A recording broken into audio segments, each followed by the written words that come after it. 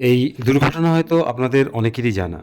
১৯৮৪ সালে ৩রা ডিসেম্বর গভীর রাতে মধ্যপ্রদেশের রাজধানী ভোপালে ইউনিয়ন কার্বাইড কোম্পানির কীটনাশক তৈরি কারখানায় মিথাইল আইসোসায়ানাইড ভর্তি দুটি গ্যাস ট্যাঙ্কার বিস্ফোরণ ঘটে। যার ফলে কি হয়, ভোপালের এক বিস্তীর্ণ অঞ্চলে গভীর রাতে প্রচুর মানুষ, পশু পাখি তাদের ঘুমন্ত অবস্থাতেই মৃত্যুর কোলে চলে যায়। বহু গর্ভবতী মহিলারা তাদের পরবর্তীতে বিকলাঙ্গ শিশুর জন্ম দেয়।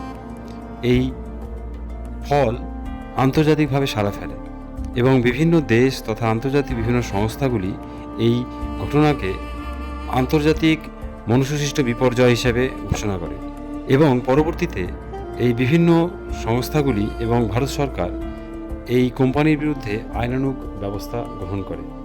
কিন্তু